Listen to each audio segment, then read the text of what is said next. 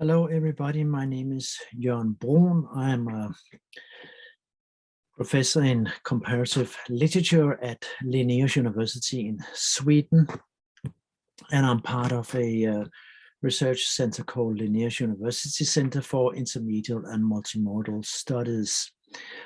First, I want to thank Asun Lopez Varela for inviting me to give this lecture. I think it's, as I will say many times, I think in this lecture, I think it's very important that from the humanities we try to engage with societal challenges from our particular viewpoint, and by working seriously with the things that really matter. And of course, the climate crisis, the ecological crisis, is one of these questions that relates also to the UN social development goals and other visions for a future for both Europe and the world.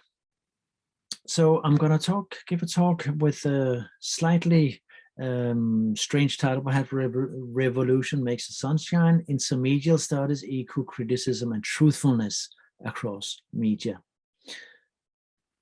And I'll begin with just saying what I'm going to do. I'm going to give a background for this. I'm going to explain this strange phrase of revolution makes the sunshine.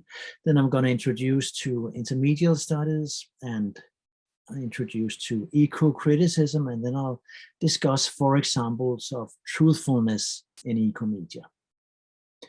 That's it. So let's jump right into it. With a quote. Pollution is in fashion today, exactly in the same way as revolution. It dominates the whole life of society, and it is represented in illusory form in the spectacle.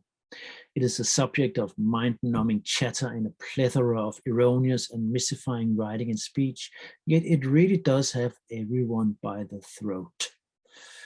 It is on display everywhere as ideology, yet it is continually gaining ground as a material development. 2 antagonistic tendencies: progression towards the highest form of commodity production and the project of its total negation, equally rich in contradictions within themselves, grow ever stronger in parallel with the other. So this is a difficult quote to begin with, but I'm kind of fond of it because I think it's into it is packed many insights that are really important. First of all, this feeling that everybody's talking about pollution or the environment today, and also the feeling that there's so much to talk about that perhaps we're kind of failing a little bit to really get a grasp of it. That's the main part of the first part of the quote here. Also, it says very clearly, this quote, that that it's part of a tendency with 2 antagonistic tendencies. The highest form of commodity production, that is our capitalistic way of producing things and services, which is rising and being more and more sophisticated, you could say, but also the project of its own total negation, because that's of course what the ecological crisis is also about, that we are kind of producing ourselves into some kind of catastrophic situation. And what I like about this quote is also that it's not a new quote. It could have been written today, I suppose, by some left-leaning activist, or by Greta Thunberg for that matter. But it is actually from a lecture, a text written by Guy Debord in 1971, and only translated much later. And the end of this quote goes like this. Guy Debord says, "When it rains, when there are clouds of smog over Paris, let us never forget that it is the government's fault. Alienated industrial production makes the rain. Revolution makes the sunshine." So he's partly ironic here, partly very, very specific. during the 1968 uprisings in Paris, much of the industry was was paused, and smog apparently was disappearing, and sunshine was coming down. So revolution does create sunshine, and the quote has something to do with what I will call in just a moment the nature of our ecological crisis in the Anthropocene, namely that it is man-made and also that it is media-born. But first, a little bit of statistics, just to frame the seriousness of what we're talking about here. I'm referring here a BBC report from published September 14, 2021, where it says that nearly 60% of young people approached said they felt very worried or extremely worried about climate. More than 45% of those questions said feelings about the climate affected their daily lives. 3/4 of them said that they thought the future was frightening. Over half say they think humanity is doomed, and 2/3 reporting feeling sad, afraid, and anxious. And many felt fear, anger, despair, grief, and shame, and then also as well as hope. So you listening to this, I suppose most of you are young people, perhaps recognize this, either you feel it yourself or you have friends feeling like this. I can say that from my own kind of family and so on, I recognize parts of these feelings. But also as a kind of, grown-up, mature man, I think this is something I and we as grown-ups have to take into consideration. There's a real worry out there, and we need to do something about it. So what I'm going to say several times in my lecture today is that the situation we're in is man-made and media-born. The ecological crisis is produced by human beings, and we get to know about it by way of media. So first, the man-made part. This has to do with the idea of an Anthropocene insight. So people are talking about geologists and climate scientists and so on, saying that we have entered a new geological epoch called the Anthropocene, the human epoch, you could say. And normally geological epochs are, thousands or millions even of years, extreme time spans, but actually it has turned out that the Anthropocene is something that human beings have created by way of their different systems. So it's not all human beings, it's some human beings in some parts of the world have created most of what we're facing now as, for instance, the climate change. But the problems of the Anthropocene, the things that define the planetary situation at the moment is, and I mentioned some of the factors here, that it's a fossil economy, it's destructive extraction projects. It's a dramatic decrease of biodiversity in the oceans and on land. It's the changed phosphor and nitrate circles as a result of agriculture. It's the depletion of natural resources, and then, sorry, wrong slide. And also, of course, it's the question of climate change, which I mentioned. So all this are created by man. The other part of this is that this is something we learn by way of media. In our research group at Linnaeus University that I'm part of, we say that it is a man-made ecological crisis and it is media-born. And here we have to understand something that the Guy Debord quote that I began with saw very, very clearly, namely that media are both windows through which we can learn about something, but media can also be kind of veils or curtains, something that hinders us from see something. And so it's when we are talking about the Anthropocene crisis situation, we should be aware that it is man-made, human-made, and media-born. That is the shortest possible, perhaps, definition. And one way of talking about this is perhaps the simplest way is to remind ourselves that the way we talk about climate change has to do with the words we choose also. And as you may know, there are many, many different words of the same. I'm just throwing in a few here. Is it a climate breakdown, a climate resilience? Is it climate variability, etc., etc.? The words matter. The way we talk about the things, the way we mediate things matter. That's what this talk is all about. So at Linnaeus University, a university center for intermediate and multimodal studies, which is the research group I'm part of, we started the capitalism crisis as man-made and media-born. And this is a quote I borrowed from an old colleague of mine, Isak Winkelholm from Copenhagen. And then also we analyze and compare representations of the mediated ecological crisis, including lots of different media types. And I'm mentioning a few here. Scientific reports, popular science, web communication, manifests, graphic novels, documentaries. You can just continue the list. And that's actually what is special about our approach to the environmental humanities position, namely that we try to compare from many, many different media types from intermediate theory.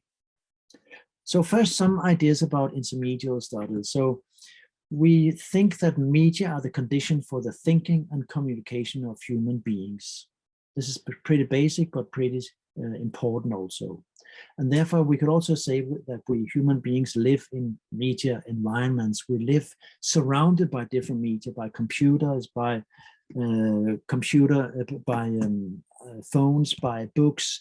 I'm using language to communicate with you. That's a media type also. We are living in media environments, the media environments that define us in many ways. And that has led some theoreticians to talk about the mediatized societies. For instance, Stiarbart in Copenhagen talks about the mediatized societies. That means that, for instance, in highly developed societies, questions like religion, love, school, education, politics are all dominated by elements of mediation. We think politics in terms of how things are being communicated in digital media, social media, and on television, and not only on the kind of subject matter itself. When thinking about religion now, we have to take into consideration that people have many ways of meeting each other, reading and understanding religious ideas. So even religion is being mediatized, etc., etc. And then the specific intermediate idea that we often quote W.J.T. Mitchell when he said some years ago now that all media are mixed media. All media are mixed media. Given the fact that all media are mixed, then we take as a starting point the heteromedial perspective and the media transformation perspective. First, the heteromedial perspective is a synchronic combination in one media product. And I can just take up this book cover where you will see text, drawn image, colors, layout that together in combination communicate some kind of message, some kind of thing that wants to be communicated here. And the main analytical question that we're after when we look at things from the heteromedial, the combination perspective is, what effects does the mixing or the combination of media and modality aspects have? What kind of messages can be conveyed mixing this and this and this? So for instance, on a book cover, you can't really have, a full scientific report describing the history of climate change. That would be impossible to fit in on a book cover. A book cover is an economically ordered space where you want to know the title of the book, you want to know the author's names, you want to have something that catches your eye. So that's a kind of media affordances of a book cover, which gives possibilities and limitations. And that's a combination perspective. The other perspective is the media transformation perspective of form and content between several media. This has to do with the idea that form and content can travel from one medium to another. The most obvious example, perhaps, is novels that are turned into film in film adaptations. So first we have a novel, then parts of the novel is turned into a film, a new feature film. But actually media transformations takes place all the time, from comic figures to entertainment parks. Think about the Disney World, of course. From political discussion to badges on your coat, from scientific results and to pedagogical discussions. Media form and content from one media type to another takes place all the time, you could say. And here what we are interested in is what form and what content can be transferred across media borders. What are the affordances of the different media? Affordance here means possibilities and limitations. So any media product, let's say we call this book cover a media product. Any media product can be can be interrogated either as a combination or as a media transformation. I said that from a combination perspective, you analyze the words, images, layout, colors in order to understand what does it communicate and what can it communicate in this particular way. But actually, of course, this book cover is just one in a long line of book covers. There's been book covers for centuries. So it's actually also one version here where form and content of all earlier book covers are being transformed into this particular version of a creative book cover. So our starting point is that all representations of the ecological crisis in the Anthropocene, they can be seen as media combinations and media transformations. And that is what I'm going to demonstrate later on in my presentation.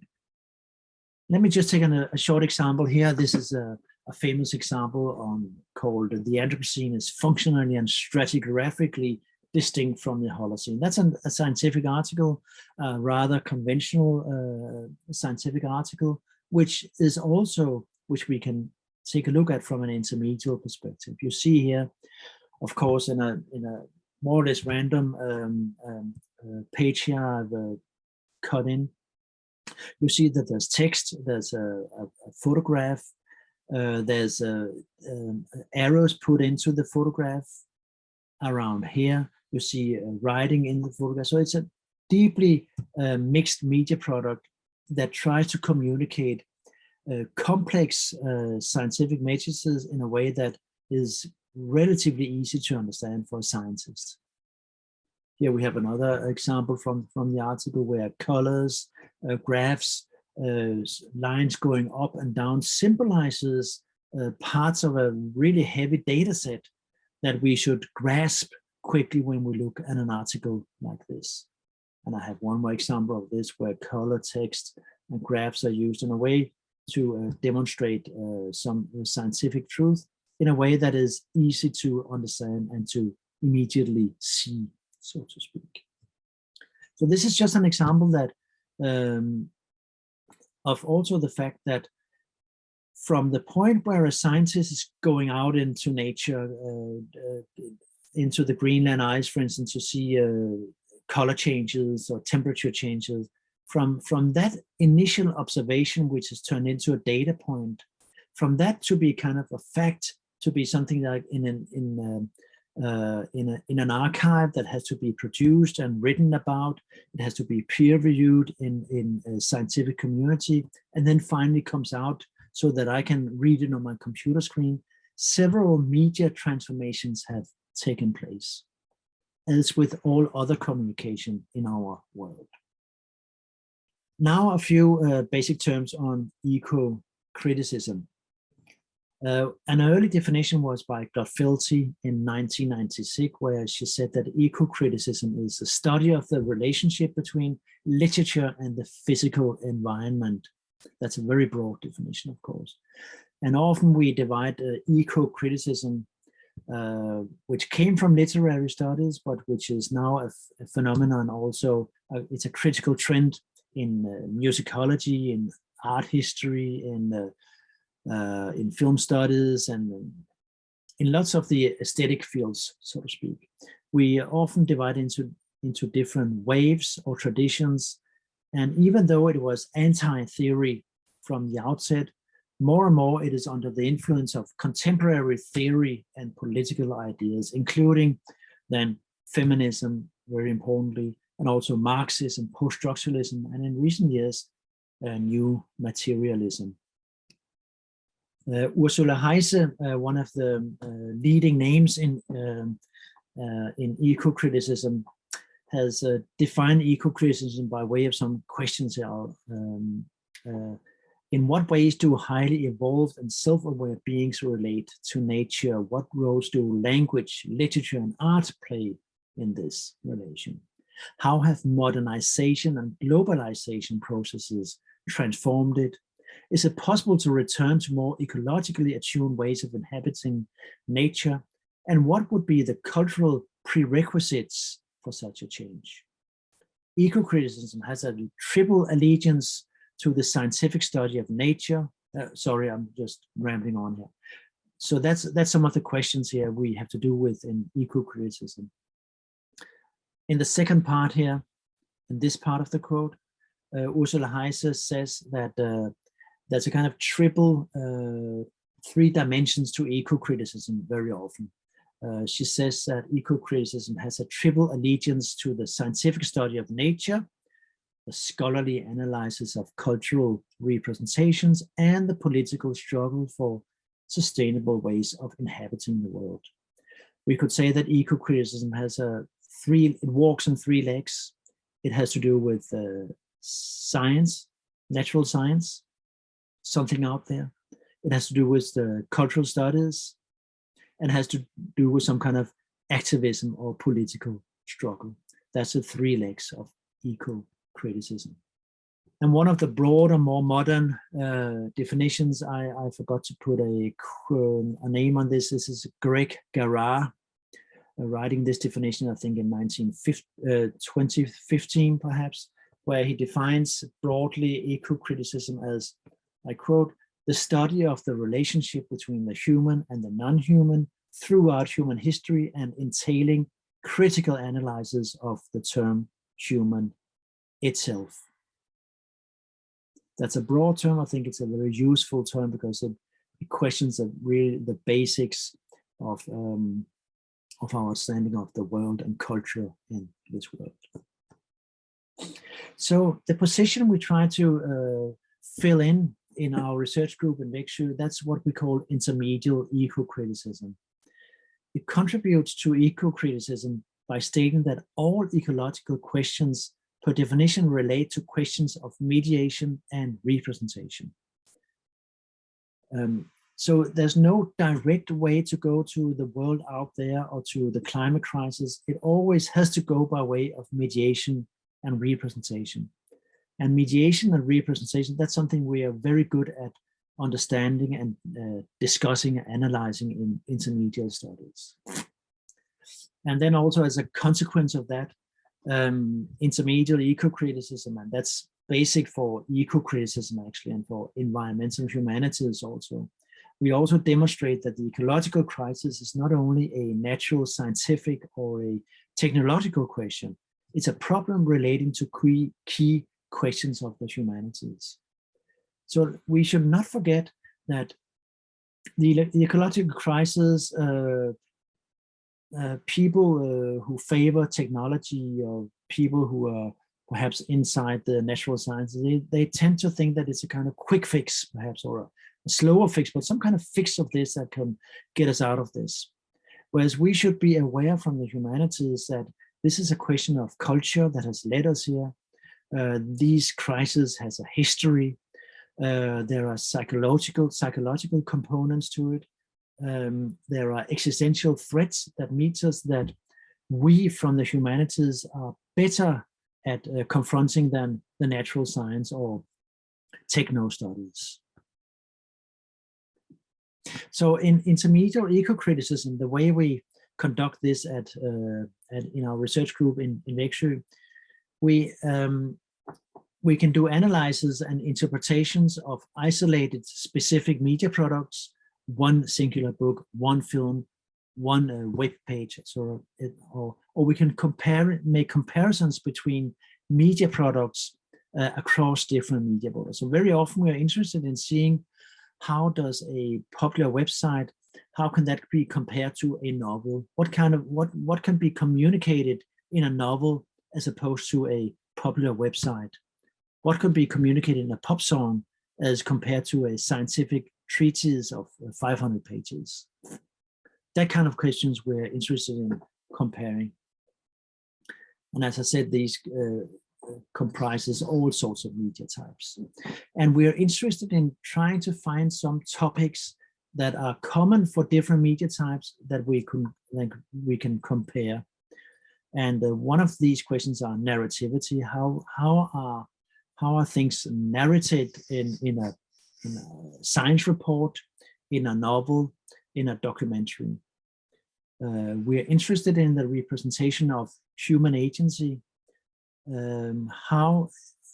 What kind of images, what kind of understandings of human agency, what humans can do we get from a newspaper article as opposed to a eco-critical poem? Some of my colleagues have studied food cultures. How is food represented in the arts and in science, and what role does food have in a future where we have to live in other ways? And then the final question is the production of truth claims. So I am continuing here with trying to say a few words on truthfulness as an transmedial phenomenon. So truthfulness was one of the example of topics or motifs that we are interested in investigating across different media types. And let me just briefly say a few words about what is truthfulness. I want to say that I've drawn a chapter called Truthfulness and Truth Claims as Transmedial Phenomena, which I have co-written with my colleagues Niklas Salmose, Beate Schirmacher, and Emma Thornborg. And they're available in this open access publication that I edited with Schirmacher called Intermediate Studies, Meaning Making Across Media. Routledge came out just recently, this book. So I recommend this book. I do this because it is the result of years of work of trying to make intermediate studies comprehensible and useful for students and scholars, and we're very happy with the results. And also I dare to say this because it's an open access publication, so that you can free of charge log into Routledge, find this book and download it for free. In this book, one of the chapters is about truthfulness that we have discussed then with different examples, including news, including ecological crisis in different in media. And our idea is that truthfulness is something that is exists in all media types, and that's why we call it a transmedial phenomenon. So truthfulness is actually a kind of a goal of all communication, fictive or non-fictive, political or journalistic or artistic. There's always an attempt to create some kind of truthfulness, we argue, and the truthfulness is produced by way of what we call truth claims. Truth claims are kind of direct parts of the text which produces the effect of truthfulness. And that is what I want to demonstrate in 4 examples from now on. I want to begin with this graphic novel, Saison Brune from 2012, written and drawn and conceptualized by Philippe Squazzoni. I refer here to the English translation of the book called Climate Changed. You'll find this and most of the other titles that are mentioned in the end of this presentation in a reference list. Climate change, or Saison Brune, it is an example of a specific form of truthfulness. I have written truth claims here. It's a little unfortunate. I mean truthfulness, actually.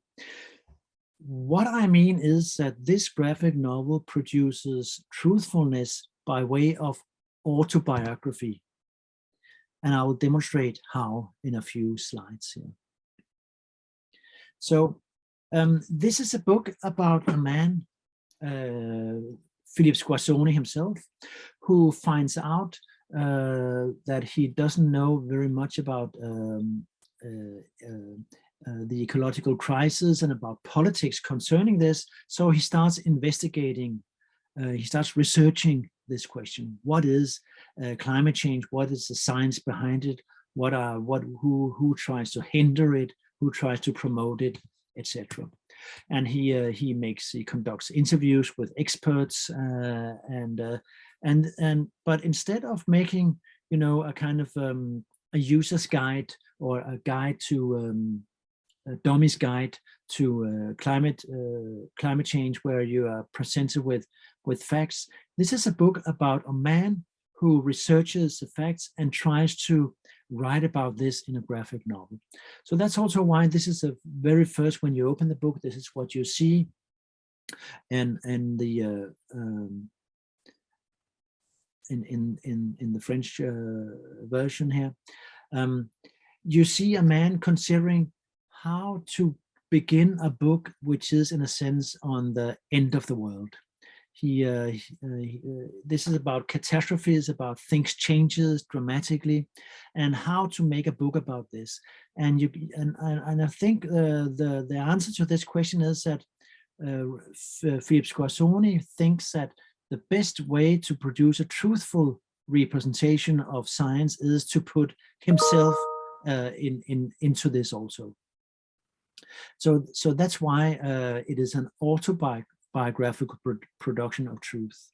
We see this is one of the typical slides here. It's a big book. It's a book of 450 pages, and there's lots of graphs and lots of numbers and lots of quotes from scientists and experts. But mostly Squazzoni, he chooses to put himself in between the facts and the world and the reader, so that he is the one who filters all the knowledge that is then drawn and written into the book.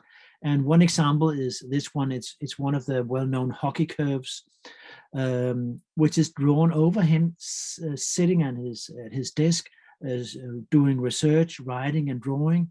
And on top of that, we see then the graphs. And it's an example of how he tries to make truthfulness an autobiographical fact, so to speak. So it's not objective facts, clean from context, clean from existential or psychological questions.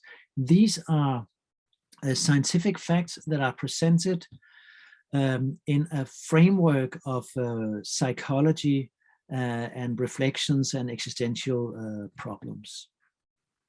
We also see this framing of the scientific facts and the truthfulness in a spread like this, where we see the autobiographical depiction of himself considering some problems concerning both the research and how to confront this research, how to act upon this.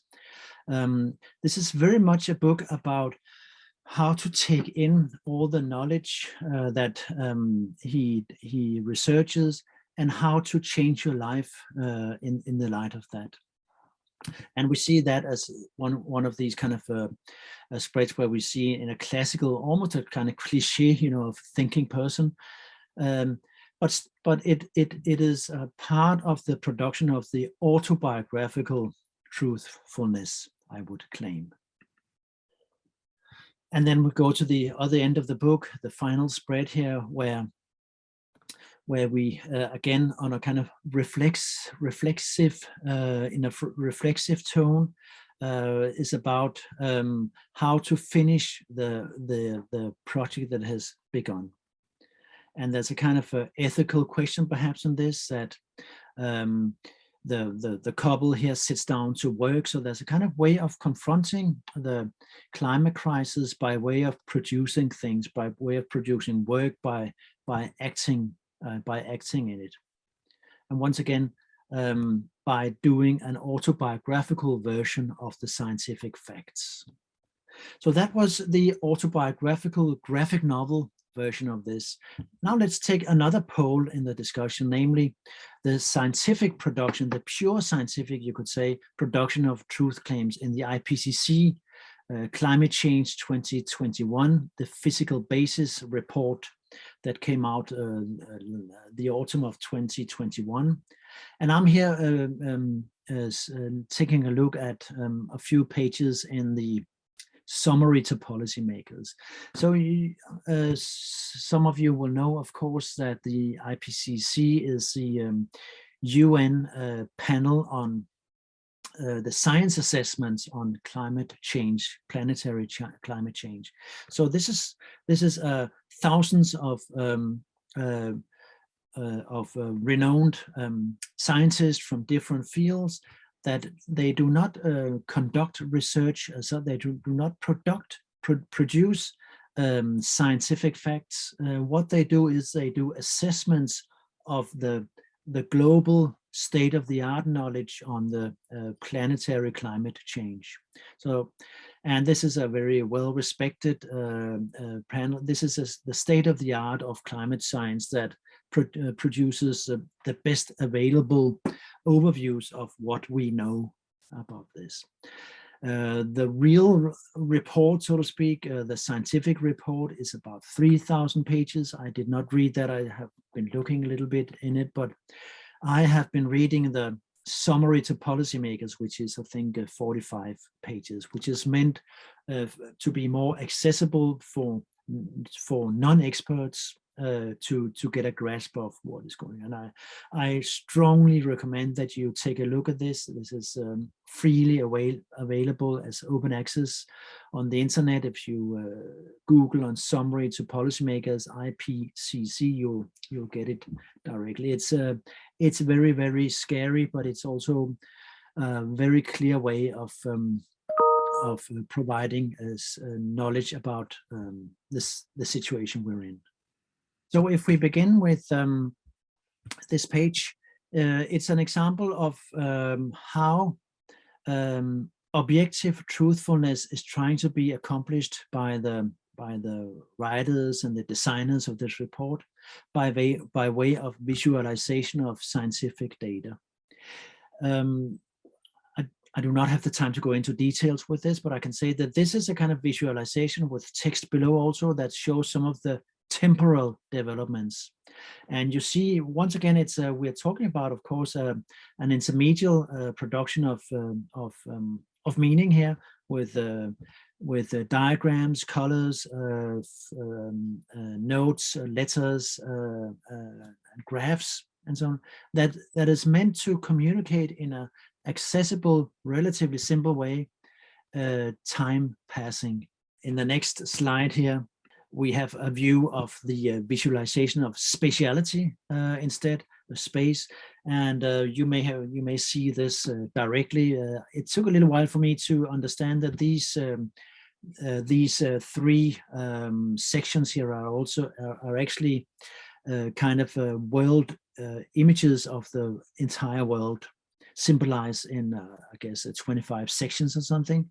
And once again, in a way to quickly and in a clear way and in a relatively objective way also symbolizes different developments in the world, situations and concerning, I think, heat and water resources in the world.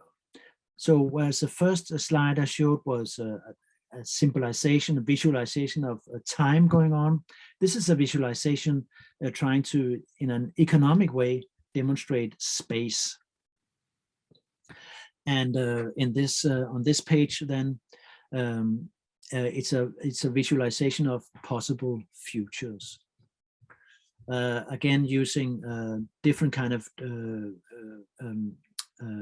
graphs, images, not images, but colors, color gradings, and trying to give an impression of how a future will like following different scenarios. So this is examples of thousands and thousands and thousands of man-hours of scientific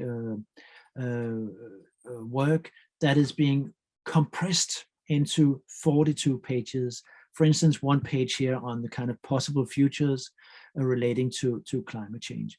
So that so we're talking about a media transformation.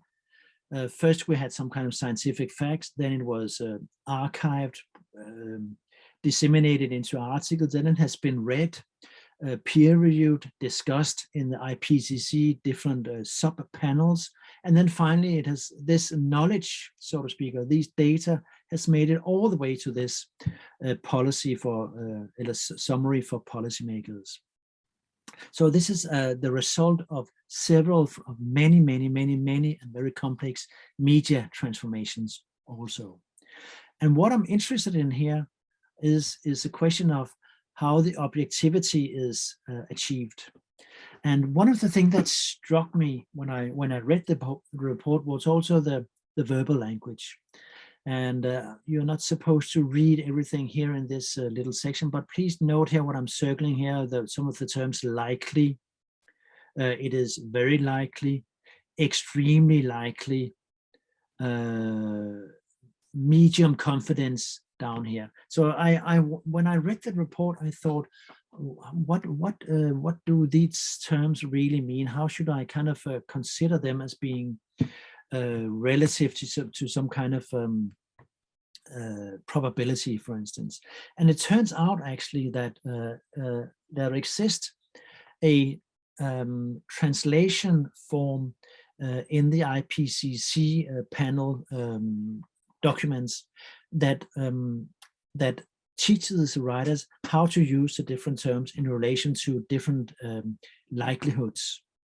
So we see here, for instance, that very unlikely would be 0 to 10% probability. That is, that probability rate is translated into the words very unlikely if written in prose.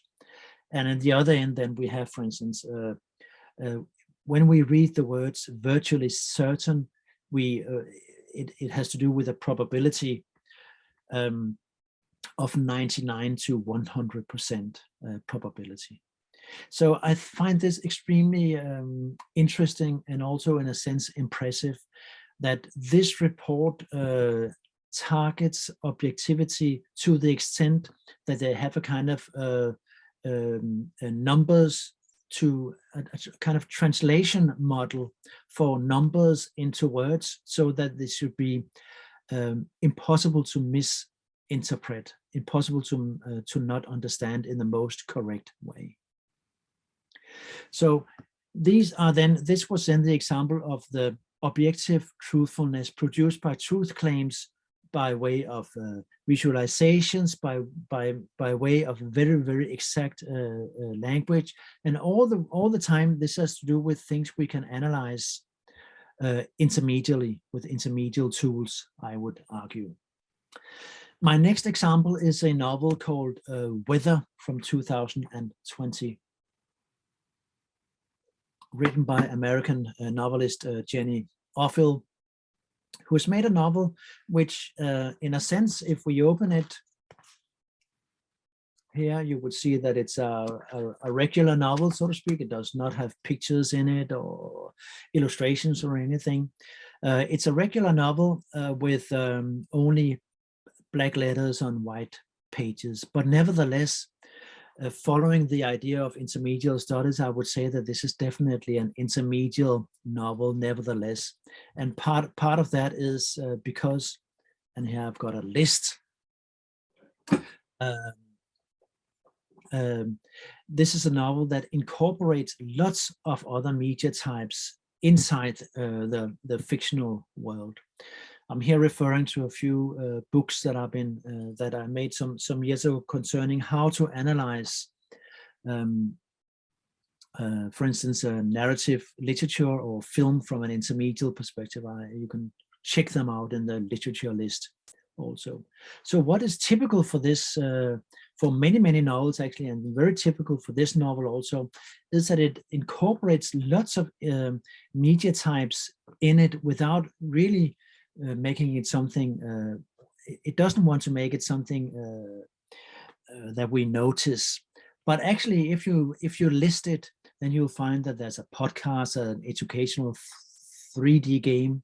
We have supermarket flyers, magazines, bills, movies, telephone calls, letters. There's a person coding, which is also kind of translation, of course, from one medium to another. Signs and elevators, newsletters, lectures, etc., etc. So this novel is packed with media types, which all play a role in actually making a kind of a feeling, I think, for the protagonist in the novel, that things are hard to overview. It's hard to get a grasp of what is actually going on, because she is confronted with all these different media types all the time in her everyday life in upstate New York, as where she lives. So this is a novel that actually incorporates both lots of media and also lots of information concerning a threatening situation, partly related to climate crisis and partly related to a political crisis. And in one of these places where we have a kind of question answer cards or something like that, which is incorporated into the book, we hear this kind of scary Q&A, namely, what is the difference between a disaster and an emergency? An answer: a disaster is a sudden event that causes great damage or loss. An emergency is a situation in which normal operations cannot continue and immediate action is required so as to prevent a disaster. This is one of the signs I could come up with, hundreds of these signs, that something is going on here, and that the protagonist, the female protagonist, is trying to navigate in this and try to find out how to act. And actually, the further we get forward in this book, we find out that this couple actually turns into a kind of a prepper. Prepper, they want to isolate themselves, they want to save themselves. They buy a bit of land on the countryside, and then we stumbled upon a quote like this: Ben and I made a list of requirements for our doomstead. Arable land. Arable land means you can do agriculture, right? Arable land, a water source, access to a train line, high on a hill. Are we on a hill? Are we on a hill for flood or defense? She asks. Both, he answers. I'll build a moat, he said. Then went on the internet to learn how to do this, and it's towards the end of the book. So we learn here that they have grown so desperate that they want to move out from their comfortable city apartment, where they've started to feel threatened and feel they have no future. They go into the basics of, survivalism, you could say. And there's also, I think, a mild ironic tone in this, of course, because she's not really aware of what's going on. So she poses this very, very fundamental question: are we on a hill for flood or for defense? Flood would be then for the climate change catastrophe, or defense from the fascist government that they see coming up in the symbolized by Donald Trump, actually.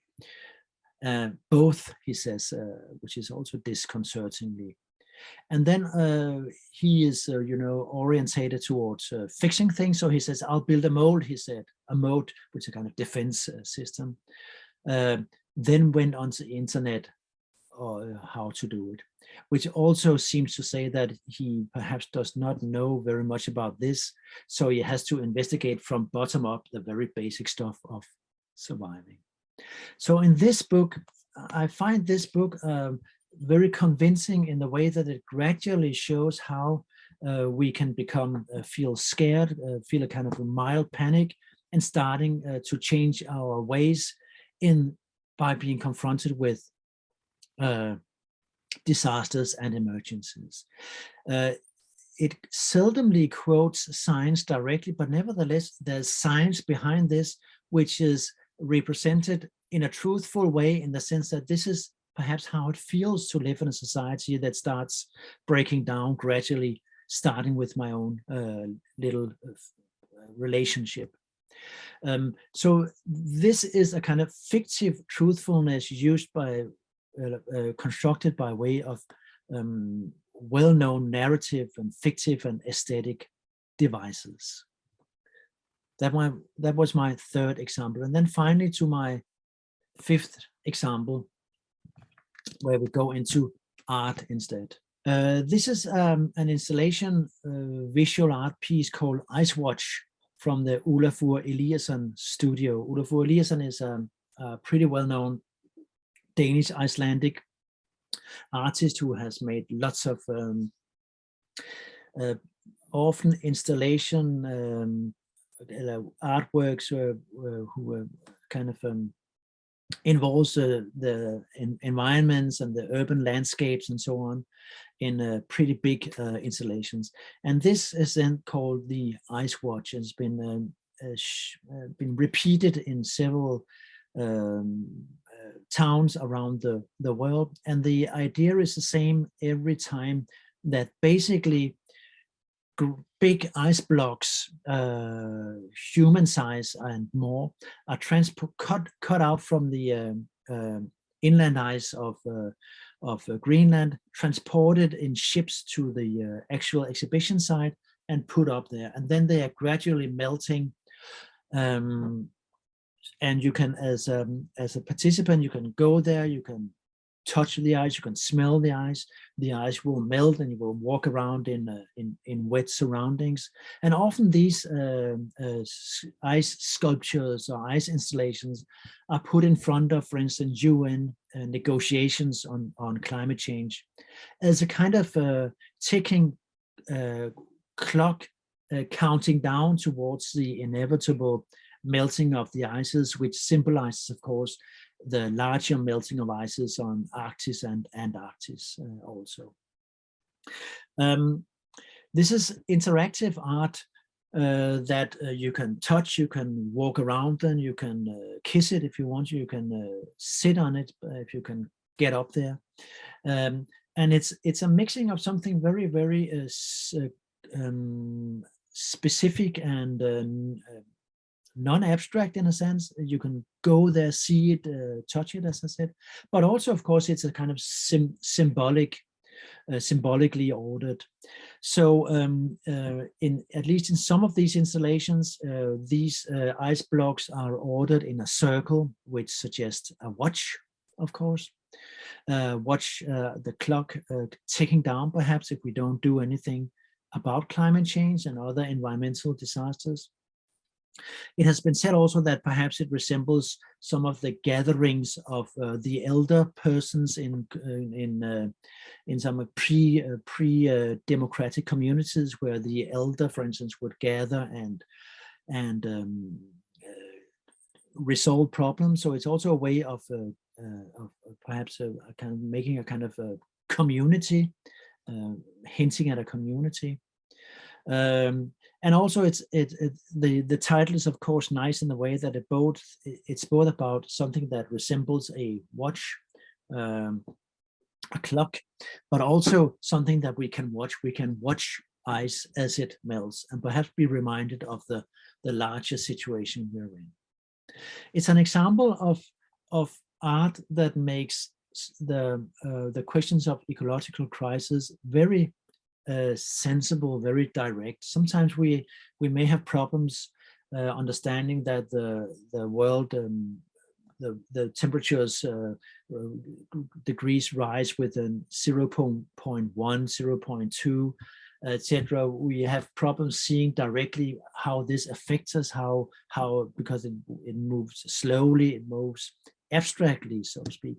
But this artwork actually succeeds in, and it is based on scientific knowledge, on making in a very simple way. Actually, it makes us understand that climate change is here and we should do something about it. It makes the abstract science, it makes the abstract science sensible, perhaps we could say. It makes it understandable, and it almost forces us to try to change our mind a little bit. When we have seen this, we understand perhaps in another way than seeing it on television, reading about it in a novel, or seeing photographs of it. We understand that the ice is melting. So I find this to be a very good example of artwork that interferes with our ways of seeing the world. And it's once again, a truthful piece of art. There's no way of denying that the ice is melting. There's no way of denying that the ice here is also a kind of symbol of larger constellations outside this specific artwork. So to conclude, media studies investigates the mediated nature of the human world. That's what we do in media studies and in intermediate studies also. We studied the in-betweenness between man and world, you could say. That's where all the media are. Media are between human beings and between human beings and the world. The ecological emergency is a mediated phenomenon that deserves analysis. We only meet the crisis by way of mediations. That's a kind of paradox in itself, but that's how it is. And we need to understand and analyze and understand better this for two reasons here, at least two reasons. First, the general public, that's us in a sense, us outside the natural sciences, the general public outside science needs to understand the complicated but crucial scientific research. We need to understand this in new ways, and the examples I'm giving are different ways of creating truthfulness, being loyal to art, to being loyal to science, but in different ways. And also, we need to understand all the mediations because we must act upon the crisis, and science communication helps us to do that. So, in other words, I consider both a novel and the graphic novel and the science report as a kind, and also the artwork as a kind of science communication. It communicates science in different ways and in different truthful ways, but by way of very different affordances, as I would say. Affordances, which means possibilities and limitations. It's also important that we should not forget that artistic communication involves other effective and existential communicative modes that may be of very great help when knowledge is transformed into action. This is what it's all about, in a sense of knowledge creating agency. And here art can do something that normal science cannot do, I think. So as a kind of conclusion, my final sentence is that the climate emergency must be made sensible. Sensible here in a double sense of the word. We should kind of feel it with our senses, but also it should be something that we can understand, something that is not abstract anymore, something that makes sense, as we say. So I thank you for listening to this, and I hope that you may get interested in going on with your studies, perhaps getting inspired to follow some of the leads that I have laid out here. I'm gonna move down to this. and then to the reference list, and I will be leaving for a little moment here before I end this recording. Thank you very much.